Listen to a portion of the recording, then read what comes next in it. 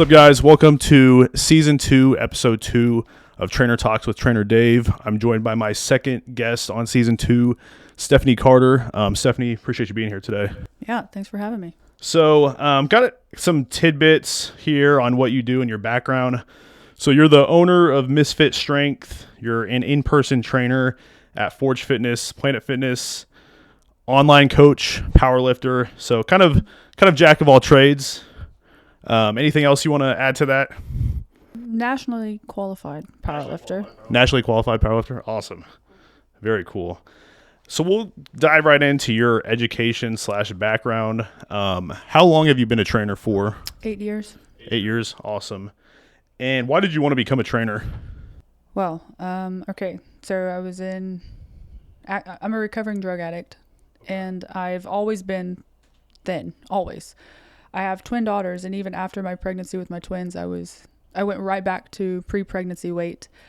And when I got clean or sober or just like realized that I needed to change my life, I had gained weight that I'd never had before. And I didn't know anything about fitness. I didn't know anything about working out or eating clean because I'd always been rail thin.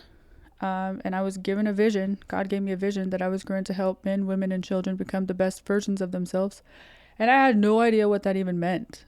And that's just where the vision started. And 8 years later, here we are. That's awesome. Do you have a college degree right now? Oh, no. The only thing I got from college is loans from partying. Oh, yeah. Do you feel like having a degree is like applicable to being in the grind as a trainer? Absolutely not. Absolutely not. Yeah, I would agree. I think experience and, internships and just in the trenches, reps at training clients is probably going to be way more important than a college degree. Yeah, for sure. So, what certifications do you currently have? NASM. I'm currently studying PN1 for nutrition. Nice. I've studied the NASM FNS, fitness nutrition specialist. I never tested out of it, but as far as certifications, NASM. Nice. Very cool. How applicable do you feel like those certifications are in your grind as a trainer? No, honestly, not really at all. To do trainers that are just starting to help with the imposter syndrome, Cool. Get your certifications. Yeah. Right. There's a lot of really good information there, but as far as like absolutely mandatory, no, man. Completely agree. Yeah. I feel like it's mandatory. I call it like your ticket to the show. Like you need it usually to work at a gym, but like I said, it's the practical experience that you get from training clients that really I think matters the most. So you're the owner of MissFitStrength. Tell us about MissFitStrength and what makes it unique. Yeah, so MissFitStrength has kind of always been around for me. The idea, the name, what it means has always been around. Misfit came from actually a friend in recovery. God rest his soul. He used to always come to the meetings and he would say, I'm a misfit because when using drugs, I don't seem to fit into society. And I've always seen myself also as a misfit. So that's where it came from. Basically just for the people that are ready to do something different. Nice. That's awesome. And like how did MissFitStrength come about? Would you so you've been a trainer for 8 years. When did you start your brand MissFitStrength? Again, so it's kind of always been around, but Misfit got her name probably about 3 years ago is when it was MissFitStrength is here it is. Yeah. This is what it is. Yeah, that's kind of in a similar situation. Like I started my brand Empower, but I would argue it started probably 5 years ago when I started as a trainer, and I'm sure it's probably the same for you with Misfit. Probably started 8 years ago when you became a trainer, but you just now recently came up with a name for your business. So that's awesome. What clientele do you typically work with? Oh gosh. Okay. So when I hear that question, I hear like types of people or types of clients. Right. Types of clients, I like strength clients. I like people that are just ready to just tap into something they've never tapped into before. Mm-hmm. Type of people, is a wider variety of people. I like people that are confident, or people that have absolutely no confidence and are the most like insecure, feeling so incapable. So there's two-part question or answer to that question. Would you say what would you say your specialties are? Like powerlifting, weight loss? Is there anything in particular you think you specialize in? For sure, strength. Strength. Okay. Very cool. And then would you say you have an ideal client, like somebody that comes to mind that you think is like the perfect client for you? Yeah, I really like moms. Oh, nice. That's awesome. I like moms. I do like, honestly, even without the strength component in it, I really, really, really enjoy the overweight clients that just feel like something has to change or I'm going to die. I bet those clients are pretty motivated to work with. It's really cool to really, because I always tell my clients, like, what you're coming to me, you're saying that you want a bigger booty, you want to lose a belly, you want thicker legs, you want shoulders or whatever. And I hear those things, but I also hear, I hate the way I look. I'm super insecure. I don't like what my body looks like in this. Like, I love helping people identify the real problem, exposing it, healing from it, and replacing it with truth. Yeah, that's awesome. So do you currently have coaches who train under the MissFitStrength brand? Yes. Okay, awesome. Is it just one Coco? Is that it? Yeah. Awesome. How does that work? Like, is it 1099 W-2, or like how do you go about like hiring coaches and bringing them on to train under MissFitStrength?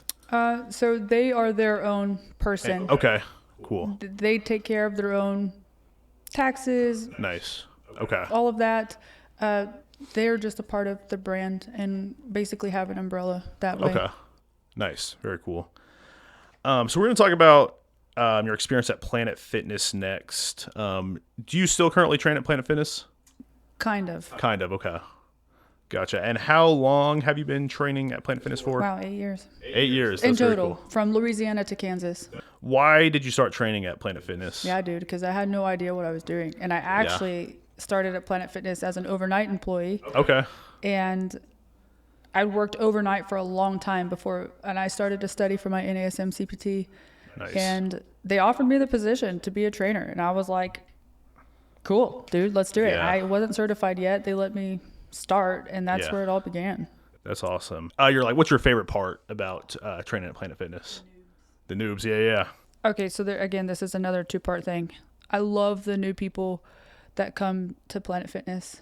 The people that are just like, that's the gym that usually everybody goes to because they're like, oh, it's judgment free, you know? So I like that. Yeah. I do like that PF is hourly pay.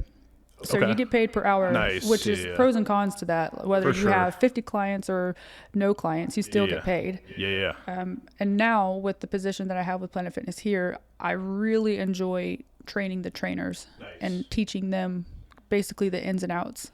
That's awesome. What about Lee's favorite part about training at Planet Fitness? Clock in, clock out. Okay, yeah. Yeah. You mean like something you just forget to do? About clocking in, clocking out? I just don't like 9-to-5 jobs. Oh, okay. Fortunately, I'm super part-time. Yeah. I don't like the clock in, clock out. Yeah. I don't like how Planet Fitness in this region or this franchise they don't have benefits. Like for a clock in, clock out job, you need to have benefits. Sick leave, paid time off, things like that. Yeah. I also do not like, I've had to do a lot of work with my own belief in who I am, what I'm worth, what I'm capable of, because since PF is hourly pay, that's not $65 an hour, dude. And it's not. Doing private independent training sessions, there's 65, 76, whatever your rates are. Right. So with Planet Fitness, I thought for a long time that I was only worth $12 an hour, $13 an hour. Yeah. So I would say probably, especially having empathy for new trainers coming in, that is probably my least favorite part about PF is the you have to be committed to knowing your worth and your value working 100%. In a place like that. Yeah. Because when you start doing independent training and you're like, okay, I can charge this. Will people even pay this? Am I worth this? Yep. It's an adjustment, man. Absolutely, it is. Yeah, no, I used to train at the YMCA for close to 3 years, and I definitely know where you're coming from. Definitely a lot of pros and cons to training at big box gyms. So what I was going to ask you, do you believe it's beneficial for trainers to start off at a big box gym? Why or why not? Yes and no. I always tell trainers if now that there's non-competes at other gyms like nationwide. Yeah. Planet Fitness for a long time was the only gym that had that. No non-compete? No non-compete. Oh, nice. It's forever since I've started. 100 years now. Yeah. You know? Is it still like that? Yeah. Nice. That's awesome. Aren't all gyms now non-compete? The YMCA is not non-compete. They do have a non-solicit. I don't know. Does it PFIT have a non-solicit? Wow.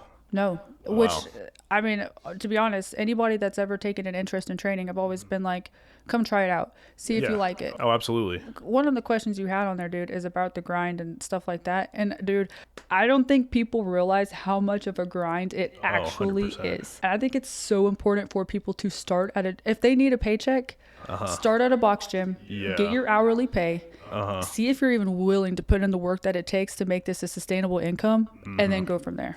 100%, I agree.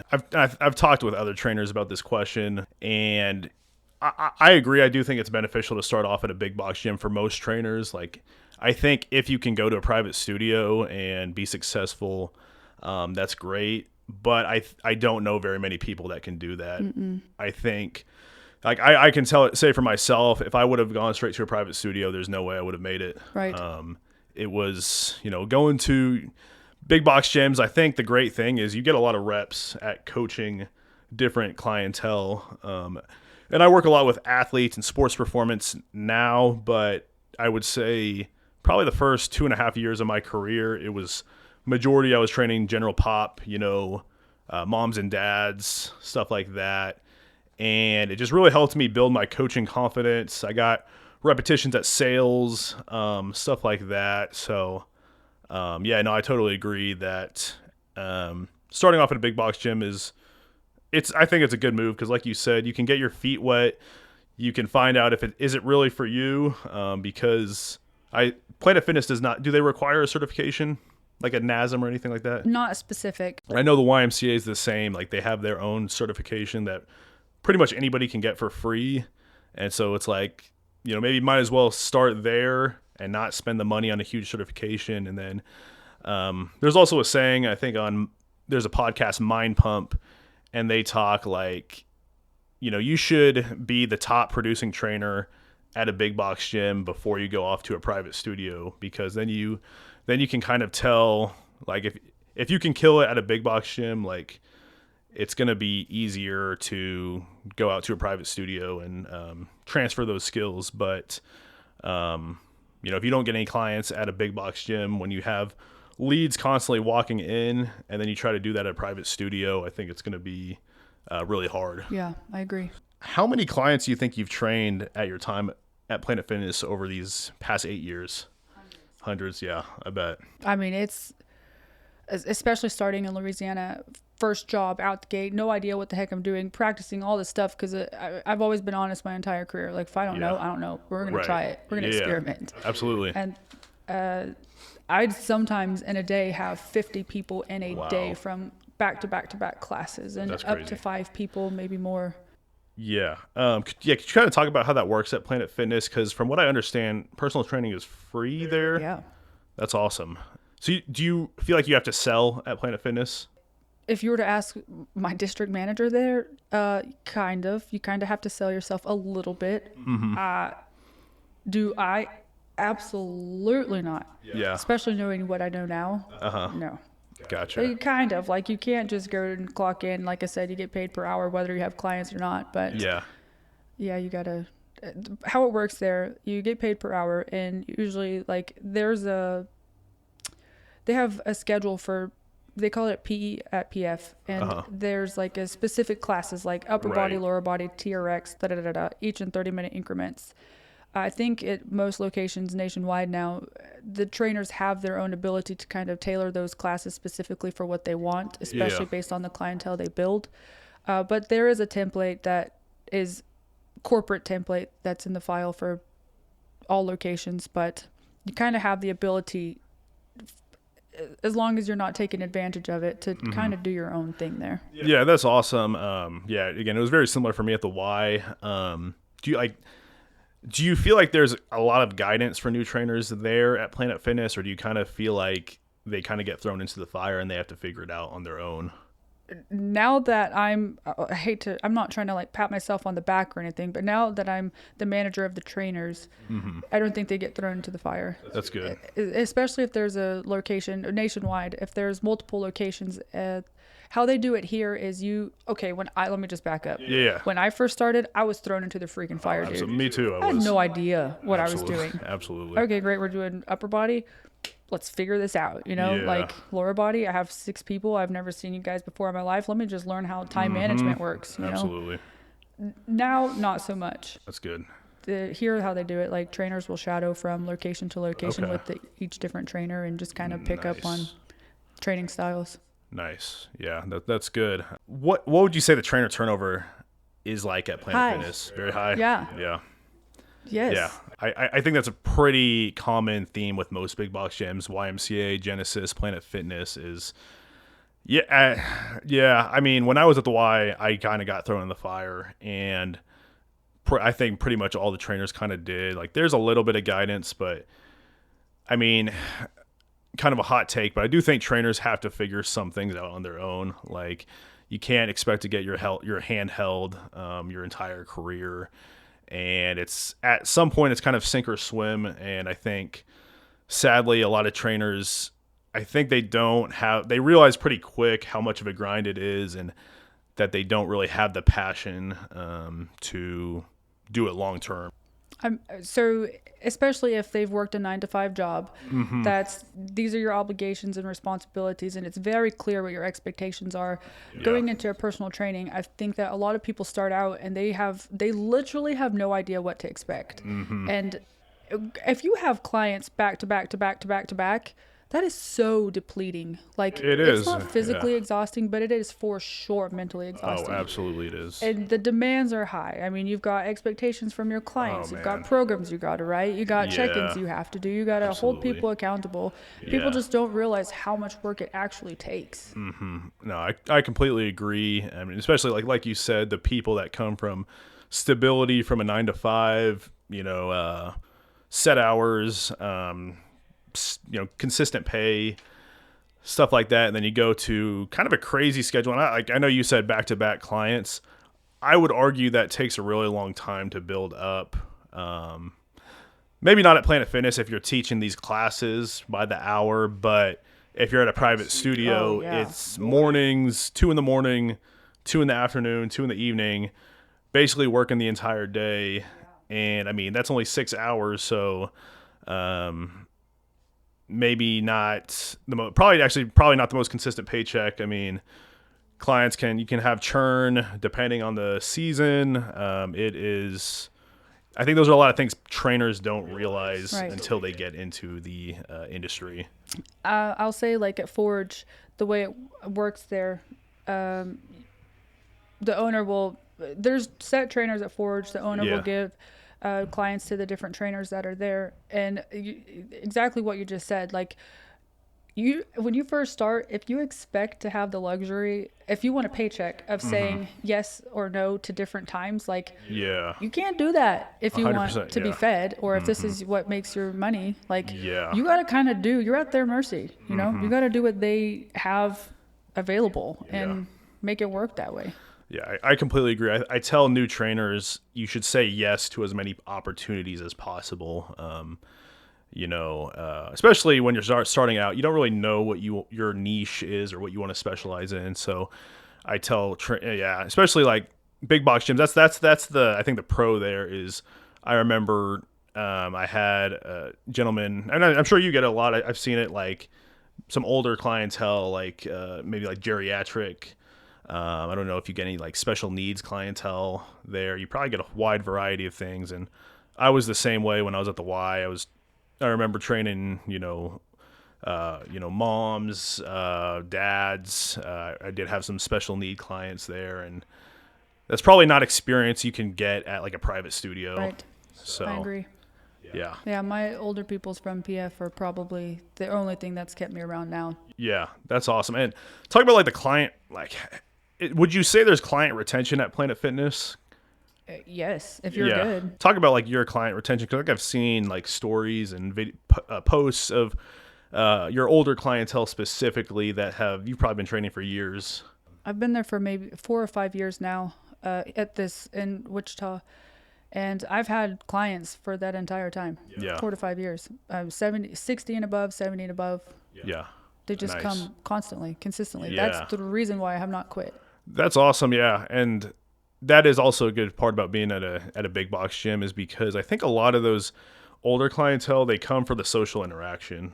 100%. Like, yeah, of course they want to get healthy and work out, but you know, I don't think people realize like that's probably that might be the only social interaction they get every single day during their day, is getting to talk with you or getting to talk with other members. And so I think that's a good kind of pro of the big box gym, is like you just meet so many different people there. And they become family. Oh, absolutely they do. Yeah, absolutely. How much longer like do you see yourself at Planet Fitness? I'm on my way out for sure. Are you? Okay. I'm now down to like 3 days a week. Yeah. And again, I just manage the trainers now, so I kind of organize the meetings, or I kind of go put out fires where it's needed, or sit in on meetings and things like that, hire new trainers. But as far as training clients, I'm nearing my end.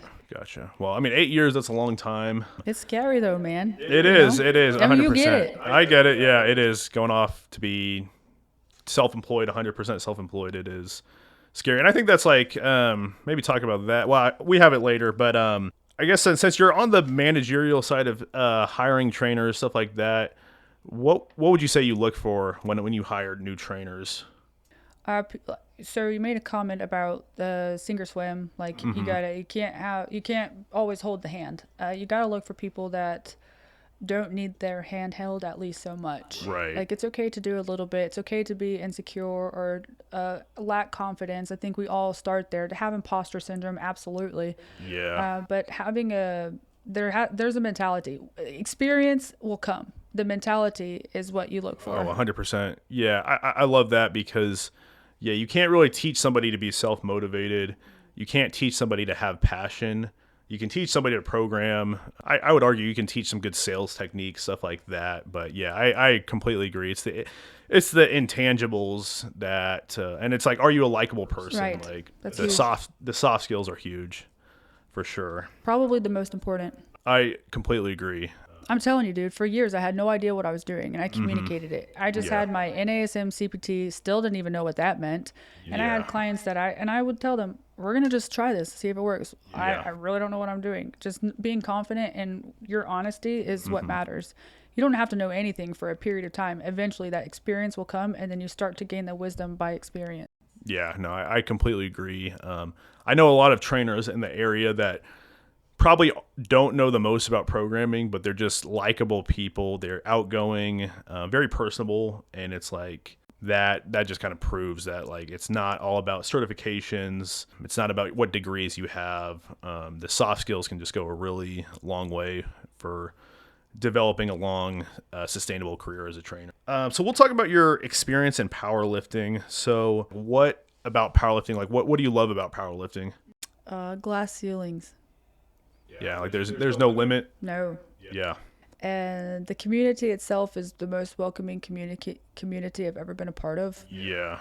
I started in bodybuilding when I first started. Again, I'm a recovering drug addict. I went from one extreme straight to the next. So I was like 150, 160 pounds, and I wanted to be like 2% body fat. I didn't even know what that meant, but I just knew I didn't want to look the way I looked, and I wanted to get rail thin, shredded, beefy, thin skin. Yeah. I was just seeking that. So I started in bodybuilding, and it was hats off, kudos, awesome. Like I will stand behind anybody that gets into bodybuilding. For me, it was the most selfish, isolating, lowest I'd been. Like if you don't look like so-and-so, then you're not good enough. I mean, the comparison, it was just awful for me. Yeah. It wasn't for me. Powerlifting, and I've always loved the idea of lifting heavy. I've actually had coaches that were like, would specifically write in the programs behind compound lifts that we are not powerlifting, because I would always try to put on weight with what I was doing. Right. So I've always loved it. But powerlifting itself, the community is just unreal. That's awesome. Yeah, no, I train at a powerlifting gym right now, and I love, pretty much everybody's friends there. You got people cheering each other on while they're lifting. That's really cool. And yeah, another thing you mentioned, kind of like you said, hats off to bodybuilders, but I do imagine that's got to be so much sacrifice comes with bodybuilding. And I'm sure there's definitely sacrifices that come with powerlifting, but you can probably be a little bit more loose with your nutrition. And yeah, I love what you said. Like, you see all different types of people in the powerlifting community. You see they have a master's division, have different weight classes. Like, and a lot of times I think powerlifters are just normal people, just cool people to be around. Yeah. So yeah, that's awesome. What about your background competing? How long have you been competing in powerlifting for? 4 years. 4 years. I've competed twice. Nice. I qualified for nationals after my first competition, was excited to go to nationals, and then ended up getting injured. Had a comeback comp 2 years ago, and I'm less than 2 weeks out from my next. Then I also think I saw you're a referee. Yes. Talk about your experience there, refereeing. Oh, gosh. Powerlifting's about giving back. Yeah. And I love service work, period. Yeah. I've done a lot of free work for my entire career. A lot of free work. And Oh, yeah. reffing is kind of the same thing, but with purpose. Yeah, that's awesome. So if you don't mind me asking, like, referees usually don't get paid? If you have a good state share, you'll get some type of Some type of compensation. Nothing crazy, but yeah. So something. kind of what I'm hearing is, like, you're basically not doing it for the money. You're just doing it to give back to the sport. Right. That's awesome. Very cool. Also, it's you make a lot of connections. It's I'm sure. not what you know, it's who you know. Absolutely. Like you just said, opportunities come in all shapes and sizes, and Absolutely. saying yes to things open doors that Yeah. you just can't if you say no. I agree. I bet you probably, I don't know, maybe you meet potential clients being there and. I can't say that I'm really hungry for clients. Right. I'm grateful for the clients that I do get. I know that it will always be a revolving door. Yeah. But I do like just being available to people that are just, maybe they don't know, or just honesty, because there is a need for honesty in the sport too. Oh, absolutely. So we'll go into your coaching background. So what would you say your approach is when you get a new client in the door? Give me some options to my potential approaches. So let's just say you have a mom that wants to get stronger, or maybe a mom that wants to get into powerlifting, and she comes in for a consultation and she wants to train with you. Like what's your kind of training philosophy?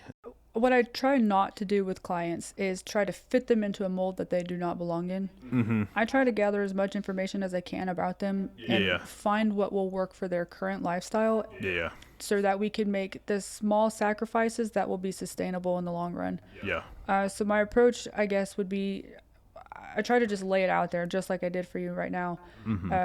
Full disclosure, just be honest with me. What are you doing right now? What are your real goals? How are you eating?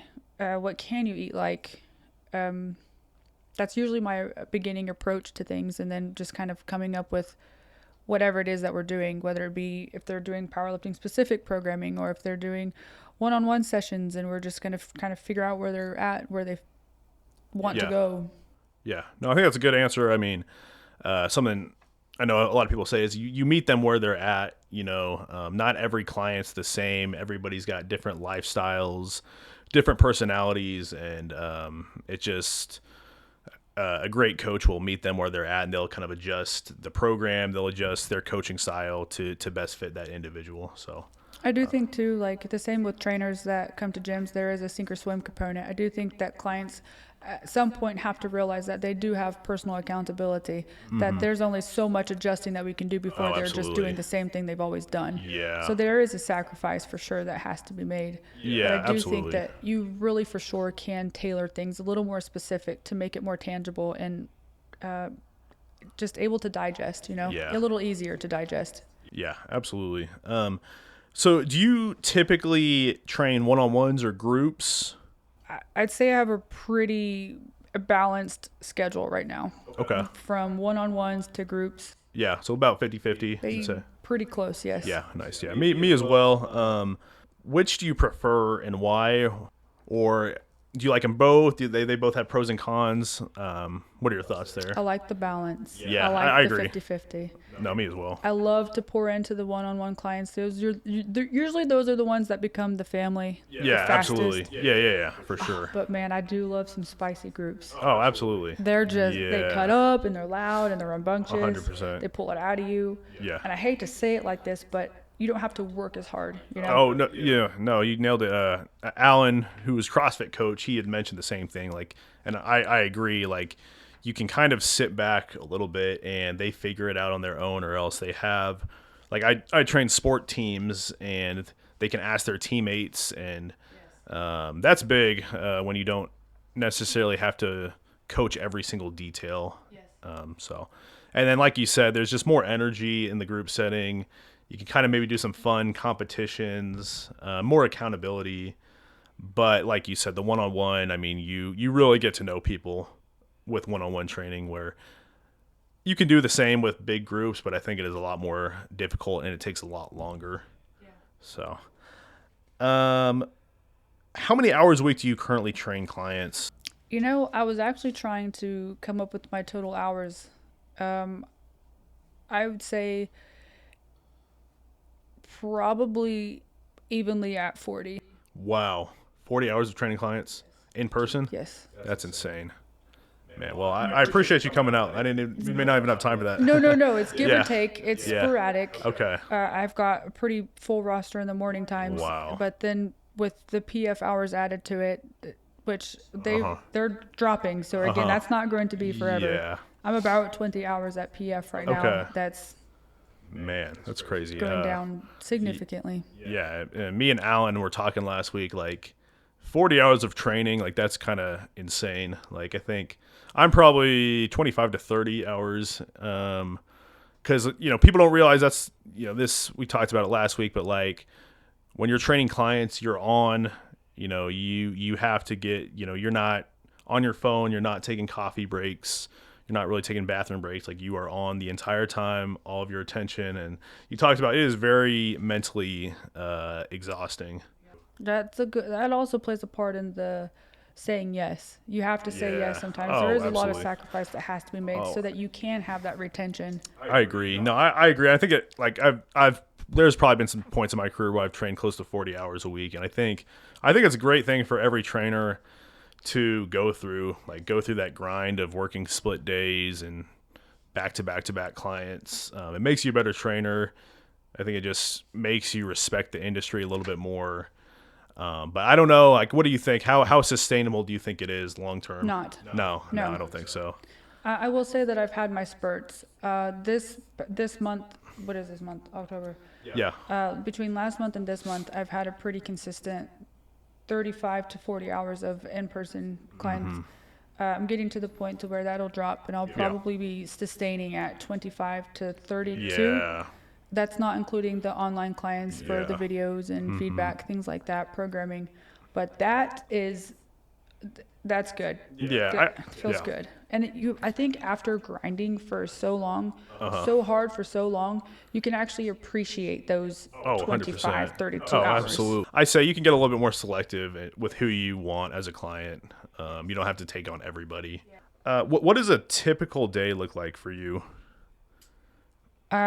Well, I wake up at 4. Wow. I train, depending on the day, I'll train from 5 to 12. Wow. Pretty much Monday through Friday. There's some little gaps in there, traveling to and fro. Then I've got my gym time in there. Oh, yeah, workout. Yes. Nice. I do video feedback. I try to do video feedback every day. I tell clients I'll respond to you within 24 hours. So I do client videos almost every single day at some point, and sporadic throughout the day. I'm also the manager at Forge, so I do a lot of managing. Yeah, I bet. supply runs, stocking, things like Yeah. that. Meal Wow. prepping, just just the daily Yeah, grind. absolutely. Yeah, absolutely. Yeah, that's awesome. And it sounds like you're pretty well rounded. Like you get a little bit of managerial experience. You're in the grind as an in-person trainer. You're doing online coaching, and you're competing in powerlifting. So kind of like the jack of all trades. I'm learning. I've started therapy, and I'm really learning the importance of saying no. Yeah, balance. Yes, Yeah. saying no, setting boundaries, taking time for yourself, because when we see so many people a day or a week, we're constantly pouring into those Oh, people. absolutely. There are times where we do get poured back into, but if we're not intentional to schedule time so that we are being poured into, Yeah, we'll burn out even faster. absolutely. And that's actually that. Well, and actually, do you work split days? So do you do any evening clients? Or is it? Absolutely not. That's good. I'm That's good. done. Yeah, that's From good. 5 a.m., Yeah, you think I'm going to be working at? Absolutely not. it's okay. Good for you. That is my boundary that I just set, I Yeah. think, for a couple months now. That Okay. it feels so good. Oh, I bet. I bet. Nice.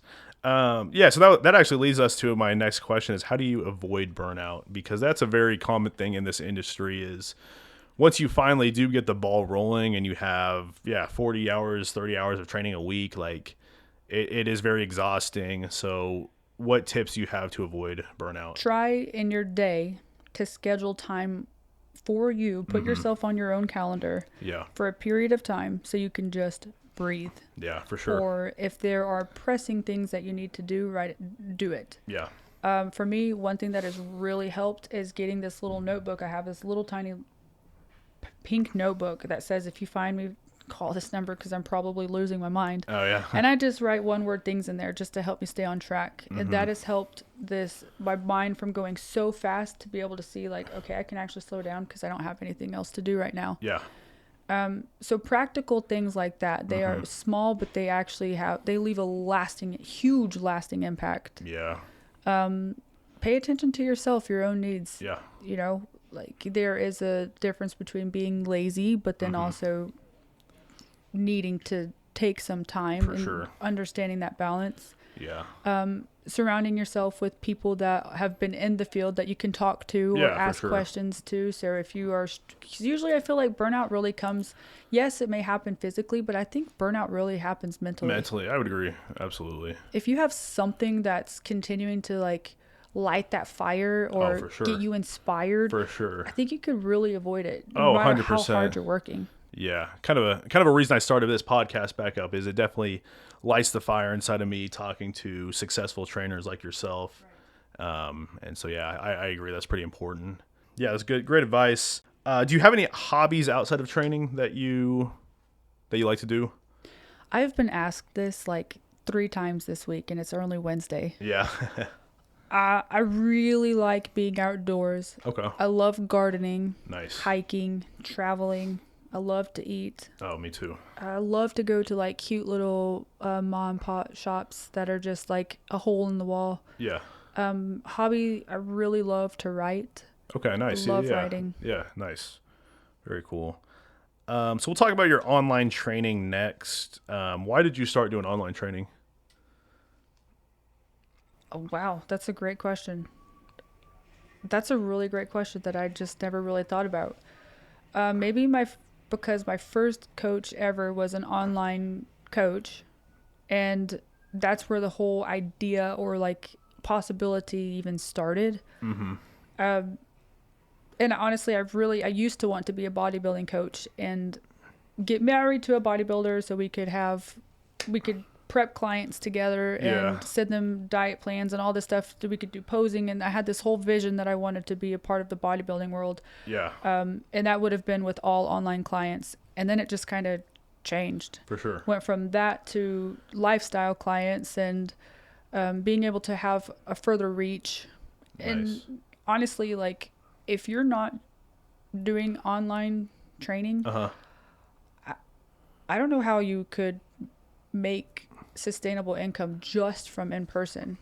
Like you can, but that's so Kind of cap out a little bit. yes, and Burnout I mean, too.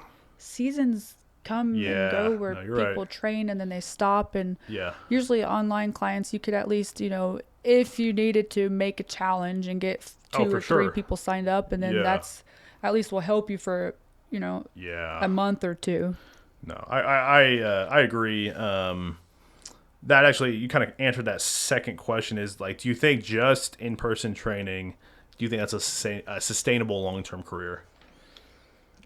I've been trying to think about like my life and what it'll look like in 10 Right. years. Oh, Will for I be sure. doing this in 10 years? Will I have a bigger Yeah. online Me presence too. with clients? Like, what is this going to look like? Yeah. We don't have a 401k unless we're putting money aside. We don't have anything like that that's building Yeah. in our favor unless we are Yeah. intentional about it. For sure. So I don't think in person will be, it could probably for some people could Yeah. be super sustainable, but I really think that having that online presence is, especially with how much social media has taken off, that could be your moneymaker. That could be your retirement, Yeah.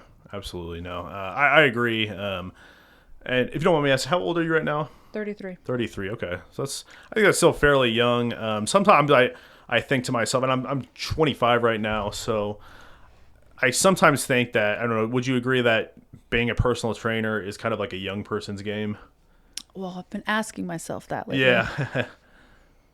Yes. Yes. Yeah, maybe. Yeah. Yeah, I mean, no. Yes and no. I mean, I see a lot of these like 40 and 50-year-old women that are online and they're just like talking about menopause, and I don't think it has to be. Yeah. I think it could change with you. Yeah, I agree. I think your niche has to change for sure.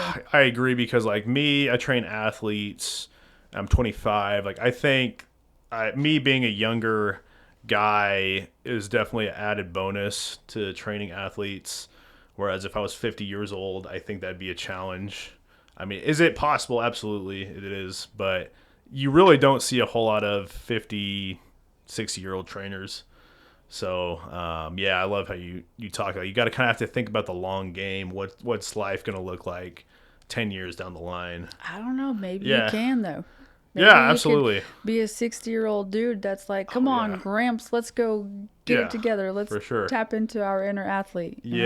Yeah. No, and I think I think about that myself. I feel like in-person training is something that I always want to do in some type of way. Maybe it ends up only being 10 hours a week, but I hear the biggest thing from people that switch to online or switch to gym management is the biggest thing they miss is those in-person training sessions and getting to coach. Do you always see yourself like, yeah, I guess we're kind of getting right into that next question. Do you always see yourself continuing to train in person, or do you think you'll completely go online at some point?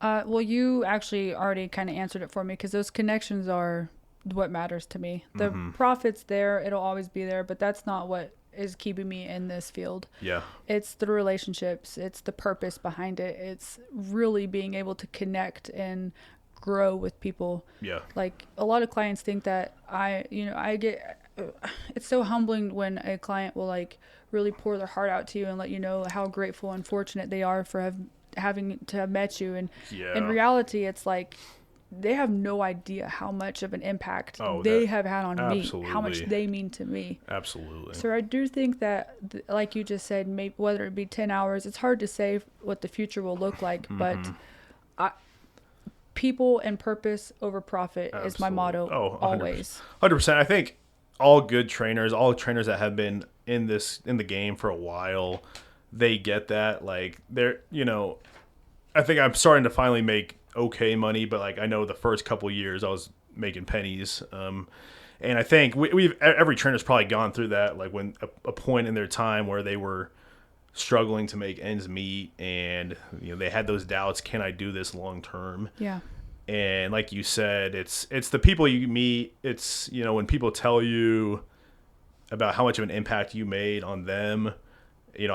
I struggle with that imposter syndrome a little bit as well. And then it's like when somebody tells me that, it's like, okay, yeah, I definitely want to impact more lives. And I think as a trainer, you kind of have to have that hunger, like you're not satisfied with where you're at because there's more lives to impact. Yes. So.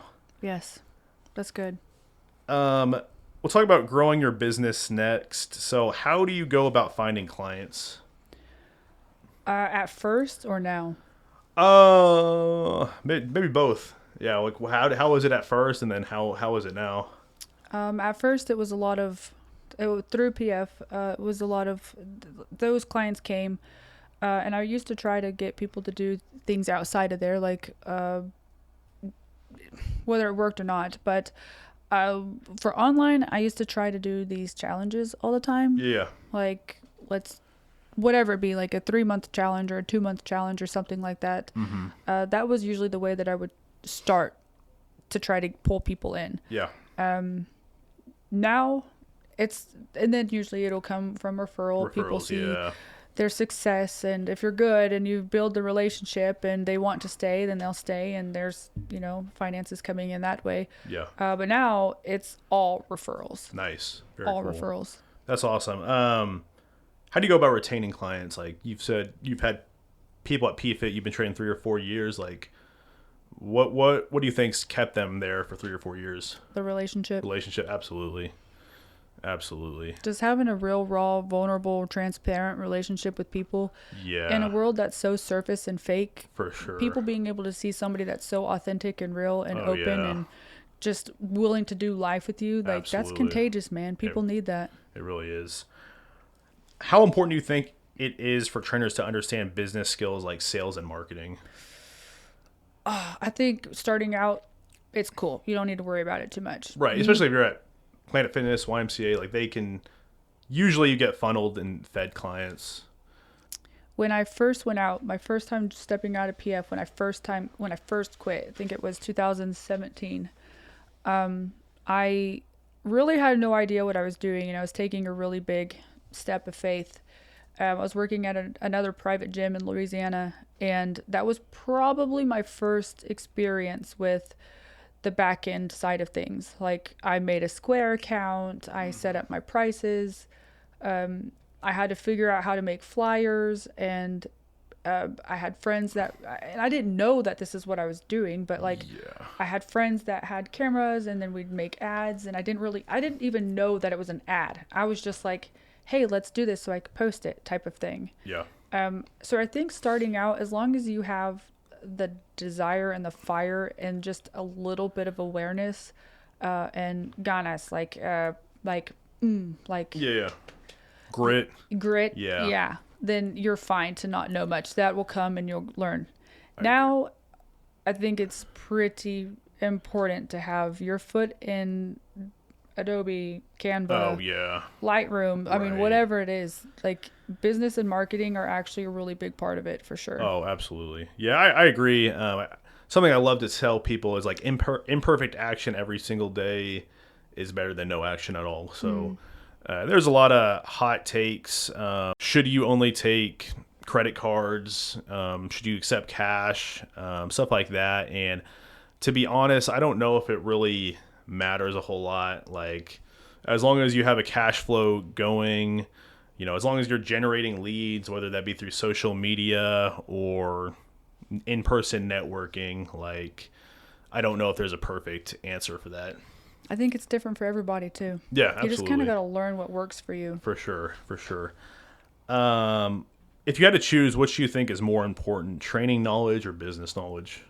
Now, knowing that you've got to have taxes and how to save for taxes, how to file taxes, how to make write-offs, I would say business. Yeah. I don't think that it has to be that for a while, though. I agree. Yeah. Yeah, especially if you're at a big box gym. I think that's when you get to really develop and hone your skills as a coach.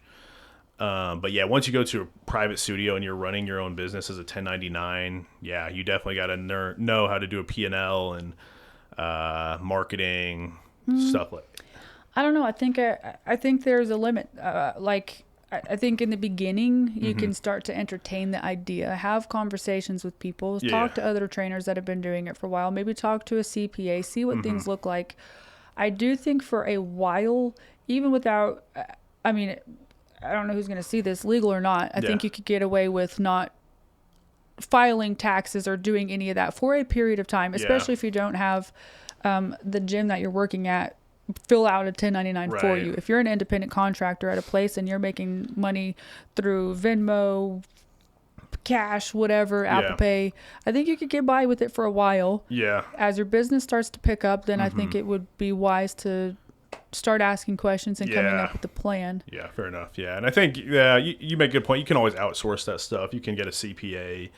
You can maybe hire a marketing person if you don't love to do those things. Yeah. Social media, like you have a pretty good social media presence. How important do you think this is for you as a personal trainer / business owner? Pretty important, Yeah. honestly. It's your business card for sure. Oh, They yes. want to Yeah. proofs in the pudding, you know. People Yeah. go to your social, especially the younger generation. That's where they go to. Yeah. They look to see what you've done, where you're at, who you are. They want to learn about you, build a connection, things like that. Social media is like a portfolio. Do you have any tips / advice for a new trainer that is looking to grow their social media presence? Tips for a trainer that's looking to grow their social media presence. Yeah, imposter syndrome. It's a real thing, and we all deal with it. If you feel it, if you think it, post it. And if the haters come, it's okay. Yeah. Have your circle of people that you can talk to that can stand behind you and tell you that it's okay. That'll help to alleviate the like, oh no, I need to delete everything. I don't know what I'm talking about, you know? But if you know what you're talking about, just post it. There's articles and statements that'll argue everything you want to argue. They'll go against anything you want to go against, you know? Yeah. Just be confident with what you post. I completely agree. I think that kind of comes back to that imperfect action over, you know, just I say the biggest thing I think for social media is people just need to post consistently and be confident in what you post. Things don't have to be perfect. Like I think getting in front of a camera and just doing a tutorial on how to do a deadlift, like you develop skills, you develop confidence getting in front of a camera, and then you're just over time your social media videos and your posts, like the quality improves. But I think it comes with the quantity. Like it's kind of a skill you have to practice. You're also talking to somebody that doesn't have my social media like niche down. I'm still, again, trying to figure out where I fit in, where I belong with that. Do I make Steph Carter about business, about personal recovery, you know, just all the things? Do I just keep my own, the MissFitStrength page as, you know, where I post everything else? I'm kind of all over the place with my social media, so I don't think I'm totally like the one to ask, but my advice is just to keep doing what you're doing. Yeah, I know. I agree. Show up. Absolutely. What tips / advice do you have for someone who wants to become a trainer? Be prepared and get rid of the entitled attitude.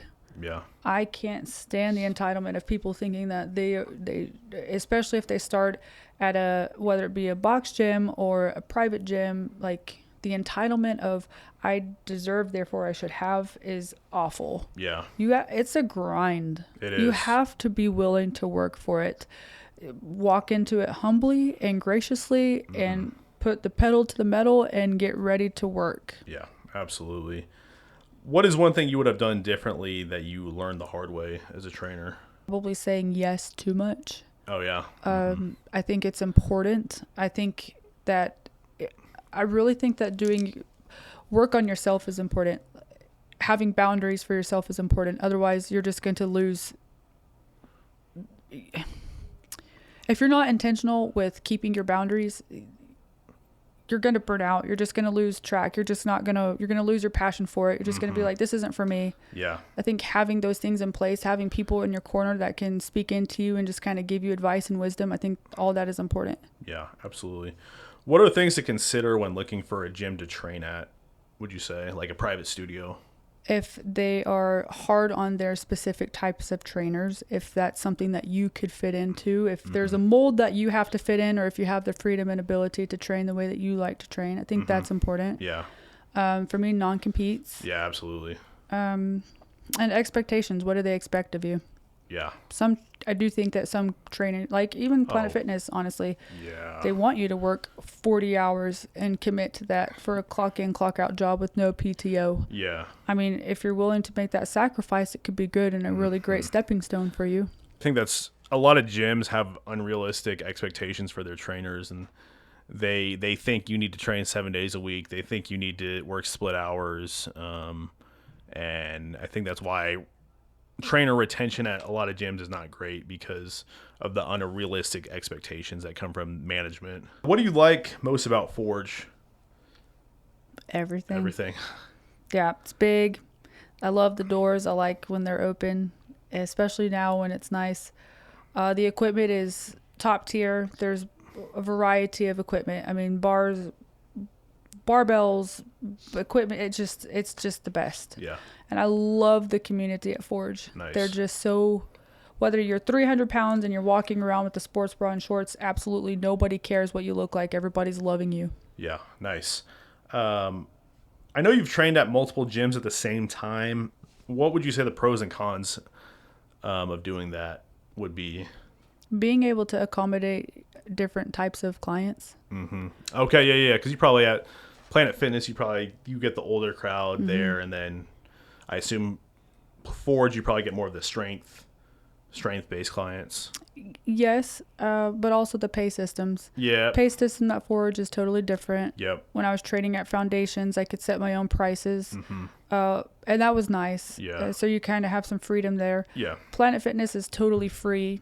Nobody knows what you're doing if you can just play it off. So you can kind of even accommodate to the person and their financial abilities. What would you say the pros and cons of being an employee? Because you're like Planet Fitness, you're an employee. Forge, you're an independent contractor. What would you say the pros and cons of those would be? Pros of being an employee would be taxes. Yeah. If you're used to an income tax return, cool. Then you can still get it. Yeah. PTO, sick time, most of the time those are already a part of being employed through them. Cons, the inability to be your own person. Yep. Set your own schedule. There is a ceiling. The ceilings are not glass. Oh, absolutely. Most places 100%. like that. No, 100%. I know you said you don't really like non-competes. Talk about like why would you not sign a non-compete? Online training. Okay. Yeah. Well, I think I've heard that in person, like, if you're signing a non-compete with Planet Fitness, you could technically still do online training because Planet Fitness doesn't offer online training. So when I first moved to Kansas, I interviewed at the Y and I interviewed at Genesis. Yeah. And I asked about me with my business, what that would look like. And they did not appreciate that my social media presence would entail me talking about online training, my online presence, because I didn't really care about trying to pull clients into those specific places. Yeah, I know some specific gyms they don't want you doing your own thing. So I think that's probably the nice thing about Planet Fitness is there's really not many restrictions as opposed to, like you said, the YMCA or Genesis. No. I'll start to wrap it up. So I'm going to go into some hot takes. Like, there's a saying that 90% of trainers won't make it past their first year. Do you agree with this statement? Yes. What do you think we can do to fix this? To keep trainers around longer? Yeah. Come together. I do think that there is a competition component when it comes to other trainers. I think that is just something that we have to all be aware of. Whether we're like totally in competition with each other, no. But they're competitively to a degree. If we could come together and I love referring out. Oh, absolutely. Like, not everybody is going to be my cup of tea, or vice versa. Yeah. But if we can come together, pull together, and know that we don't have to do this alone, that if we're struggling, we have people we can call on or ask questions to, I honestly think that would help a lot of trainers stay committed. I completely agree. Yeah, it's nice when you can have a little bit of camaraderie with other trainers as opposed to just viewing everything as competition, stuff like that. And you talked a little bit about competition, but like, would you say, do you view other gyms and trainers as competition? No. Why or not? No? Absolutely not. No, again, I think it's great. I want everybody to do good with what they're doing. I think everybody has their specialty, what they're good at, and that's important. So I had a client that came to me and she wanted help with volleyball or whatever, and I sent her immediately to you. If I have a weight loss client that has a specific taste, I'll send them to AK. Yeah. I just don't. even though like we're all in the same grind, we don't all have the same flavor. And even with powerlifting coaches, I mean, Maddie's not my competition. Right. Kate's not my competition. Liz Strain is not my competition. We're all in this together. They're a resource. For sure. Again, there's like a competitive tone. Like there's, it's, I wouldn't say like it's in my innate being where it's like, oh gosh, I got to get this client before they do. It's just like, we're in this together, you know? Do you believe Wichita is so oversaturated with gyms? I cannot believe the fitness community here. Oh, absolutely. Yeah. Unreal. Oversaturated? Obviously not, because everything's doing well. That is true. Yeah, I agree. Like you said, we have a lot of gyms, but I feel like each gym has their own niche specialty, and yeah, a lot of those gyms are kind of filled with clients. So Planet Fitness, Orange Theory, Fit Body Boot Camp, Forge, Foundations, Genesis, The Y, all these places are packed. Yeah, absolutely. Top Crop. Yeah, and we have Risk.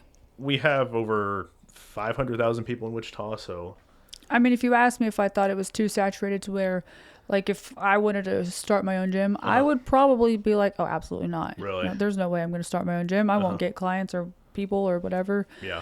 I mean, that's what I would think, but maybe not, you know? Yeah, so we'll go into our future goals. Like, what future goals do you have for yourself in MissFitStrength? I really want to grow in powerlifting. Get the USPA coach level 1, level 2 certification course. I want to go to seminars and travel and be taught and grow and learn more. It's important to grow as a coach because of different modalities that clients will have, or like cues that you learn or wouldn't know otherwise unless you were taught. I see my future with MissFit growing in that way. Nice. First, before I can even think of what a 5-year business plan would look like, it's all about education right now. I just want to continue to grow and learn as much as I can and get out there as much as I can. So again, to beat the imposter syndrome of this ever evolving world, just to become the best that I can be. Yeah, that's awesome. Would you open up a gym? I know you kind of talked about it, but would you open up a gym? Why or why not? Man, just managing Forge itself and seeing how much money goes into keeping it up. Man. I mean, you've got a busted water line, you got to fix it. Your toilet's clogged, you got to fix it. You supply the drinks, you pay the rent, you pay the utilities. It's a plus the equipment. Yeah. That's like $50,000-$60,000 to equip a gym. Yeah. I would be terrified. Like, don't touch that barbell. Don't drop it on the floor. You know, that was a $300 barbell. You know, maybe not, but it's so expensive. It really is. I don't think people realize, like, kind of the hidden costs. I say, like, like you said, the utilities, the water, the Wi-Fi, Spotify music, stuff like that. Like, there's just a lot of things people don't realize, and just the amount of money it takes to be profitable. It is really scary. Not including advertising to keep marketing, people in the door. Like, I mean, if you're not networking, how are you going to get new people in? 100%. Yeah. Oh no, absolutely not. Gotcha. I think it'd be great. I think it's cool. And if you have a really good clientele already, or a really good fan, we'll call it a fan base, or like a fan group. If you got fans in your corner that can help big you up, and they'll like bring the people in for you because of who you know and things like that, cool. That's awesome. Otherwise, man, it's a lot of work. Oh, it really is. And kudos to gym owners. Like, they've got a hard job. They take on a lot of risk, and like Kate. Oh, absolutely. Her owning a gym and training clients with her full list of responsibilities. Oh, yeah. I couldn't imagine. No. And I don't know if she has a gym manager. No, I don't think so. That's like, wow, bro. Like, absolutely. Wow. Yeah. Last thing, where can we find out more about MissFitStrength? You can go to my socials, staff with 3H's.Carter or MissFitStrength.com. You can kind of get a little backstory about my website, see what we do, where we're at. Awesome. Well, I appreciate you taking time out of your busy schedule to come and chat with us. Appreciate everything you do for the community. Looking forward to see what's in the future for you. Oh, I really appreciate you having me. Thank you so much. Yeah. Awesome. Yeah. Thank you everyone for tuning in, and we will see you next time.